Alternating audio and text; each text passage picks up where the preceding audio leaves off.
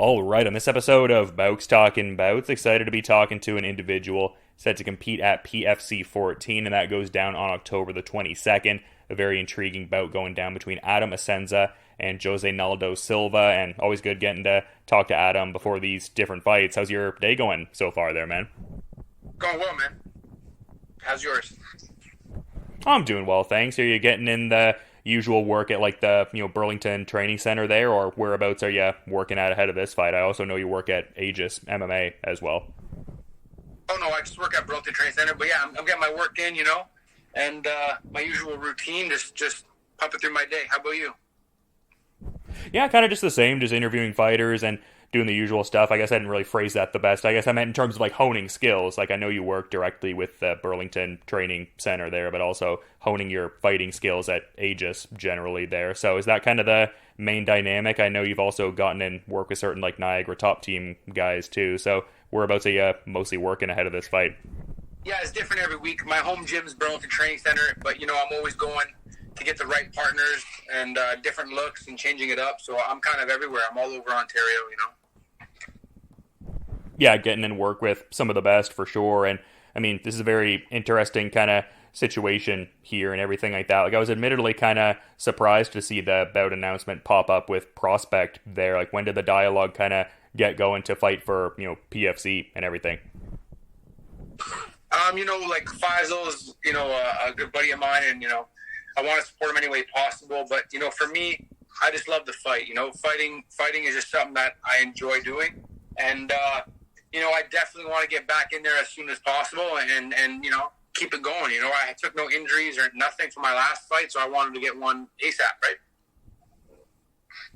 Yeah, absolutely. And yeah, not really much time removed from that either, which would kind of underscore that idea, just like a bit over 2 months out from there. But just in kind of briefly addressing that last one there, like, I mean, like, it was an interesting fight in the sense of, like, I felt like you were largely dominating the fight, but obviously in the outcome binary didn't end up, panning out there and everything like that. Like, what were the, I guess, main takeaways, thoughts, feelings from that last one there against Junior Mello at LFA 139? At the end of the day, I was enjoying myself. I was having a great time. And, sometimes things just don't go your way. So it's in the past, and, I'm ready to move forward and, get on to the next one.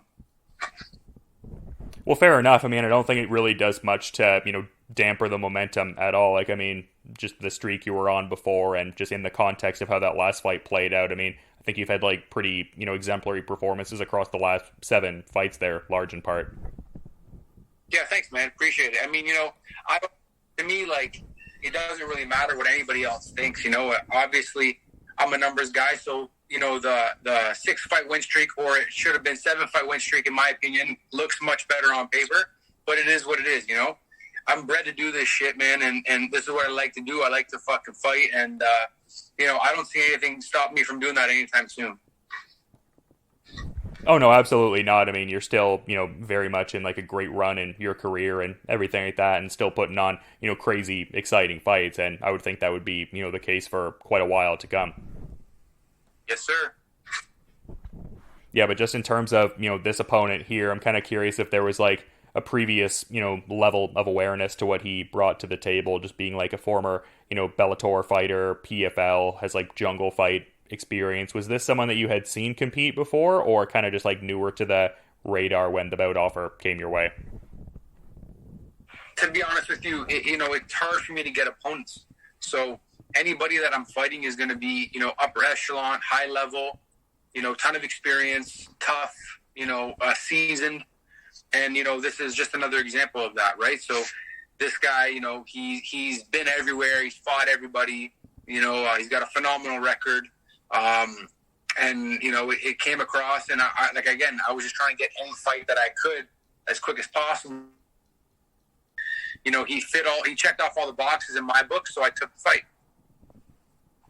Yeah, that has historically been a bit of an issue for you, just like fighting, localized kind of individuals. Like, I feel like a lot of people are generally like brought in from the outside to kind of compete against you. Like, I mean, when you fought like Kazuma Maruyama at like BTC 14, and just, I mean, a lot of different instances of that there. I would think you'd be excited fighting someone who's sort of, bringing this resume to the table in a sense, just like over 30 fights and from what I'm seeing, fighting like some name value guys like, Adam Borix and Marlon Moraes, Timur Valiev, etc. Yeah, for sure. For sure. And something that I'm seeing on Tapology that I'm kind of curious about, maybe you can provide some clarification on this or not. It's listed as a featherweight bout, and you normally compete at lightweight. Is that accurate, or maybe an edit necessary there? No, somebody fucked up. I wish I could featherweight, but yeah, I was gonna say you don't look like a guy that would be able to really even make featherweight. I'm kind of like confused as to how you make 155. It's probably like some bearded bites and some discipline and all that amalgamating together.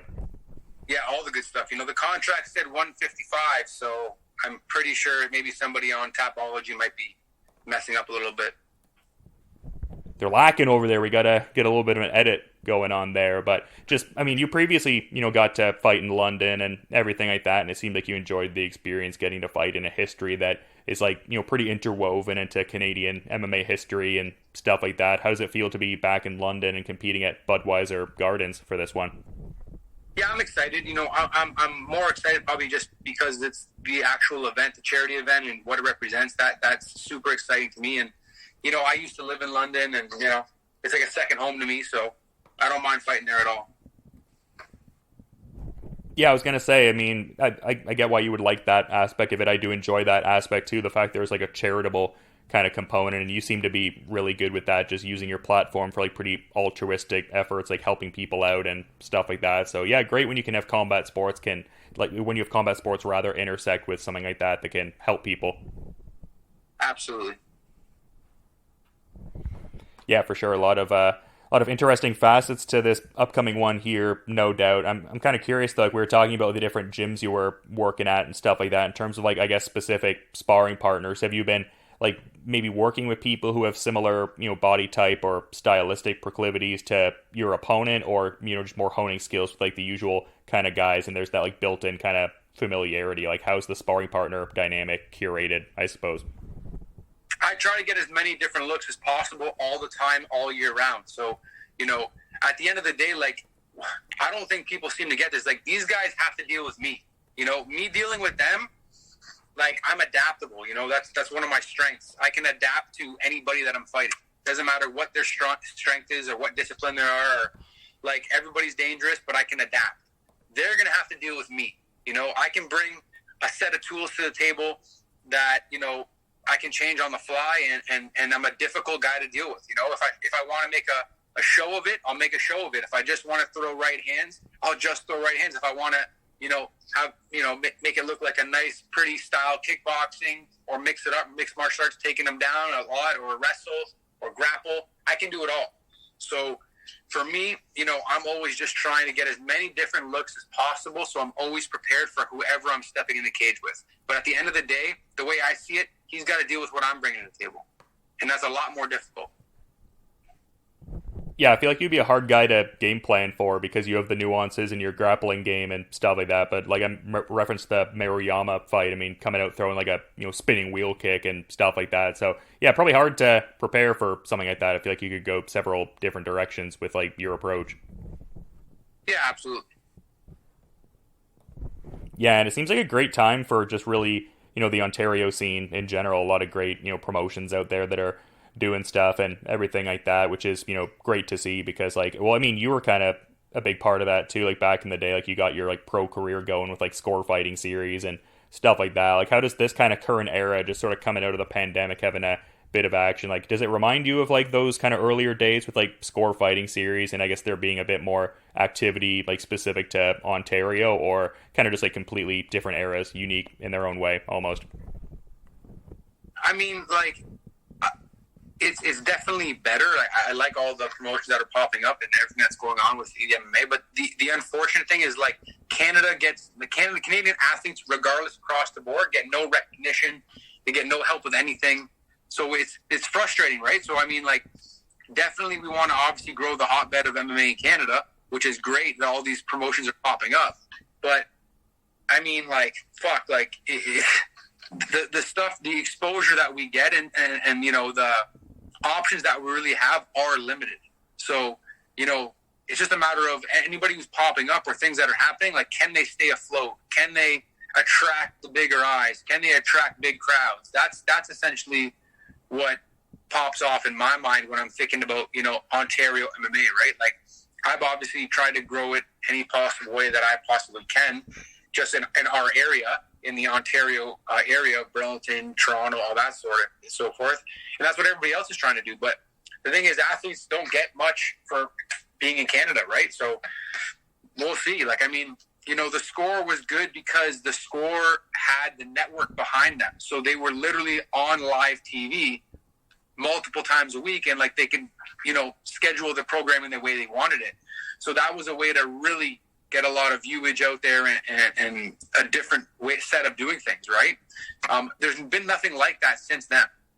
So even if your show's on Fight Pass, big fucking deal, right? Like, the UFC might see it, they might not. But I mean, at the end of the day, like, in regards to growth, it's very tough to do anything in Canada, in my opinion. I understand what you're saying in a certain regard, because like something like Fight Pass, it's a subscriber based platform where like the voracious, appetites of martial arts fans already being, satiated there. With something like Score being like a, broadcast TV, cable oriented thing, it's like, going to draw in people that aren't normally even, checking out mixed martial arts even, or maybe even like back when Score Fighting Series was going on and people used to call the sport UFC, like maybe they see that and they're like, oh, what's going on here? Is this like a local version of sport going on? And maybe, draws in certain people like that. So yeah, that would be great to see like a promotion get like some sort of like cable broadcast deal. Absolutely. That would be huge.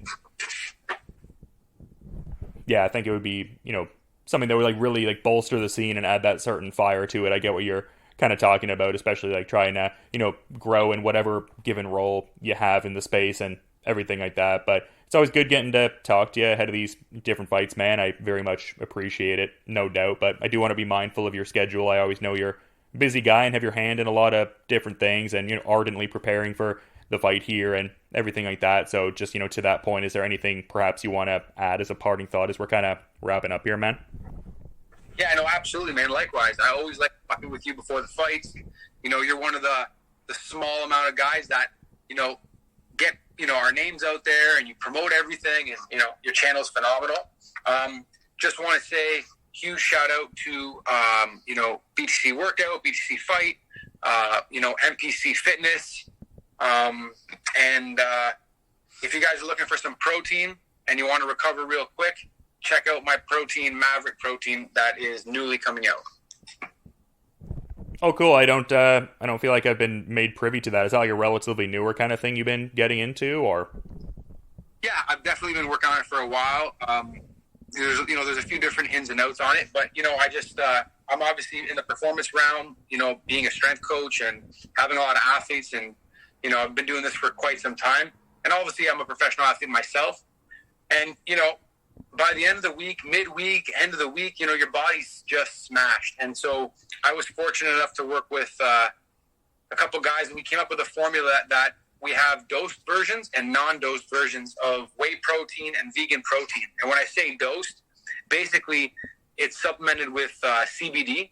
So for, people that are 19 years and older, they can take the protein that has some CBD infused in there. And, for, recovery towards the end of the week, or if you had just a crazy week of training and you're really felt broken, it definitely can speed up recovery, help with rest, help get sleep, and so on and so forth. It's got the anti-inflammatory properties and all the good stuff that we know about, right? So, it's a kind of a newer thing that I've been working on it for quite a while, but we've kind of just started pumping everything and doing online sales and whatnot with that recently. So. No, that's awesome, man. Big congratulations in that regard. I mean, it seems to like fit what you've been doing for a little while now. So cool to see that expansion there. But it's going to be really cool to see this PFC 14 fight on October 22nd. Looking forward to being out in London and seeing you get in the cage there and do your thing against Josenaldo Silva. But yeah, no, appreciate you coming on to reiterate, man, and just hopefully you enjoy the rest of your day, and looking forward to peeping the fight when it goes down there. Awesome, buddy. Can't wait to see you. Can't wait to get back in the cage. And thanks for having me on, Don.